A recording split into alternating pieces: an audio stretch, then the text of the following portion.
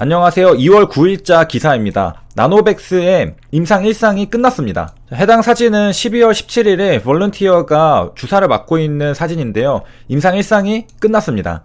그러면 이제 결과가 나오겠죠. 60명의 볼런티어를 대상으로 테스트를 했고요. 자, 여기 밀리터리가 적혀있는 걸로 봐서 여기 군복을 입고 있는 사람들도 있는 것을 확인할 수 있습니다. 전문가들에 따르면은 나노코백스는 안정성이랑 효능에서 입증을 했다라고 합니다. 대부분의 환자들은 스테이블한 컨디션에 있고요. 아주 조그만 사람들이 경미한 주사 맞은 곳에 증상이 있다라고 합니다. 페인이 있다라고 합니다. 이런 것은 뭐 하루 이틀 지나면 없어지는 것이고요. 자, 그럼 베트남의 의료 수준이 어떤가 보도록 하겠습니다. 미국서 병원비만 5억, 효도관광 갔다가 병원비 수천만원. 그 의료 수준이 아니라 의료비 수준인데 국내에서는 500만원 드는 수술비가 5억 원이 나왔다. 굉장히 충격적인 의료비입니다. 이번에 이제 맹장염으로 입원해 있는 사람인데 수술비가 200만원이 들었다고 합니다. 그런데 베트남의 평균적인 월급이 30만원이면 거의 10배가 되는 수술비입니다. 왜 이렇게 돈이 많이 드느냐? 의사가 한 분이 내려왔는데 나중에 한 분 더 내려와가지고 진료비가 늘었다라고 합니다. 그래서 진료비만 28만원이 나왔다고 하는데 해당 병원은 이제 국제병원이라고 하고요. 그래서 국제병원이라서 비싼 거죠. 영어가 가능한 병원이니까 여기에서는 뭐 베트남 부유층이나 외국인들 대상으로 진료를 하기 있기 때문에 굉장히 비싸다라고 하고, 그래서 기본적으로 전문의 상담이 10만 원인데 2명이 내려오니까 뭐 20만 원까지 올라가는 거죠. 또 이제 진료를 보고 있는 모습. 자, 베트남의 의료 서비스 수준은 동남아시아 지역 기타 국가들에 비해서 우월하다고 합니다. 다시 돌아와서 베트남의 국제병원 의료비 수준은 굉장히 높은 거라고 볼 수가 있는데요. 아직 인프라가 제대로 갖춰지지 않았기 때문이라고 합니다. 뭐 예를 들어 통역사라던가. 자, 그런데 동남아시아 국가들 중에서는 높은 편에 속한다고 하고요.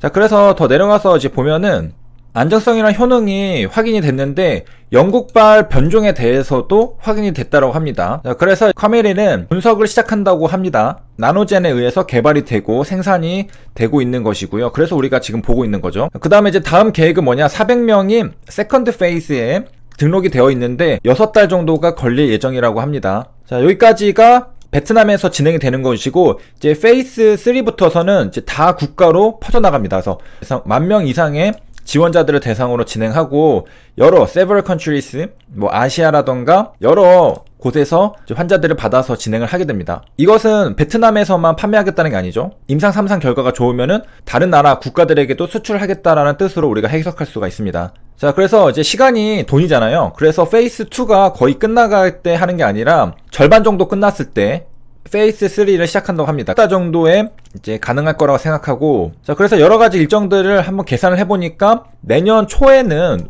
백신을 대중에게 공급할 수 있지 않을까 이렇게 생각을 한다고 합니다. 자, 그리고 이제 나노코백스는 첫 번째 베트남에서 만든 코로나 백신입니다. 냉장 온도 2도에서 8도 정도에서 보관할 수 있다고 합니다. 이제 패서전이라는 말이 나오는데 요게 코비드 19을 일으키는 겁니다. 한국말로는 병원체라고 하는데요. 4가지 종류가 있습니다. 바이러스가 있는데 요게 우리가 지금 해당되는 것이고, DNA랑 RNA로 나눌 수가 있는데 우리가 이제 코비드는 RNA 바이러스죠. 그 다음에 이제 박테리아가 있고 요건 바이러스, 요거는 세균입니다. 그 다음에 펑가이라고 해서 곰팡이, 효모 이런 것들을 말합니다. 그리고 parasites, 기생충이 있습니다.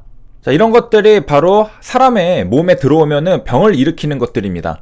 그래서 한마디로 병균이라고 보면 되고요. 우리 몸에 이제 병이 나는 것은 이 병원체로만 나오는 것은 아닙니다. 예를 들어서 유전자에 문제가 생길 경우에도 발생할 수 있잖아요. 그렇기 때문에 우리가 병에 걸렸다는 것이 병원체로 인해서만 걸렸다라고 볼 수는 없다. 왜냐? 유전자 이상으로도 병이 생길 수 있다. 코비드 19은 병원체에 의해서 생기는 거죠.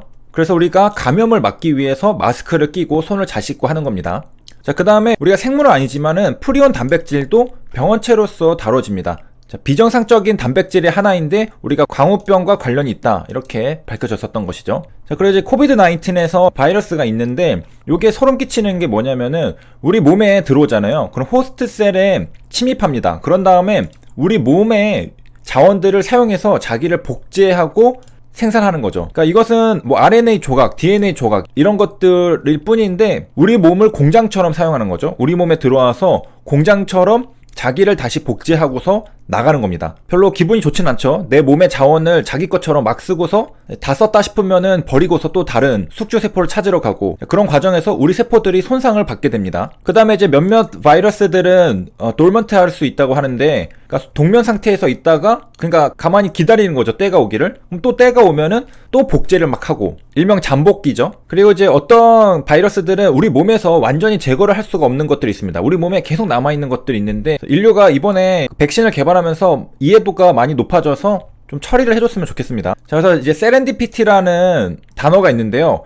완전한 우연으로부터 중대한 발견이나 발명이 이루어지는 것을 말합니다. 그래서 특히 과학 연구 분야에서 실험 도중에 실패해서 얻은 결과에서 중대한 발견 또는 발명을 하는 것을 말하게 됩니다. 자, 그래서 이번 위기를 통해서 우리 인류가 어떠한 중대한 발견이나 발명을 하기를 기대를 해볼 수가 있겠습니다. 그러면은 우리가 질병의 고통으로부터 한 단계 더 벗어날 수 있는 그런 도약을 할 수가 있을 거라고 생각을 합니다. 사례로 플레밍의 페니실린의 발견을 들 수가 있겠습니다. 이게 처음에 이 페니실린을 발견하려고 실험한 게 아니라 배양 실험을 하는 도중에 실수로 이 잡균인 푸른곰팡이를 혼입한 것이 나중에 알고 보니까 항생 물질을 발견하게 된 실험이 되었다. 그래서 세렌디피티는 행운의 다른 말로 알려져 있습니다. 우연히 예기치 않게 운수 좋게 새로운 것을 발견해낸 거죠. 그러니까 한마디로 우연한 발견의 행운, 세렌디피티라고 볼 수 있는데, 여기 사진에 보면은 요 가운데 해오라기 찍으려고 갔는데 요 날아가는 거 재밌게 사진 찍혔잖아요. 요런 것들 세렌디피티. 자, 그래서 이번 시간에는 나노젠 백신에 대해서 살펴봤는데 2월 9일자에 기사가 나왔고 2월 8일자에 첫 번째 임상이 끝났다라고 밝혔습니다. 앞으로 임상 2상도 진행이 되고 3상도 진행이 돼서 이제 시판이 되는 것은 내년 초가 되지 않을까, 이렇게 예상을 하고 있습니다. 자, 참고로 베트남은 어디에 있느냐? 한국은 여기 있죠. 여기 중국이 있고 여기에 베트남이 있습니다. 라오스 있고 베트남 이렇게 있는데, 자, 확대를 해서 보면은 라오스, 태국, 캄보디아, 베트남 이렇게 있습니다. 하노이는 요 가운데에 있는 건데요. 여기 하노이가 있습니다. 그래서 몽골, 인도, 중국, 여기에 베트남, 하노이. 그래서 이 임상이 하노이에서 진행이 되고 있는 것이고요.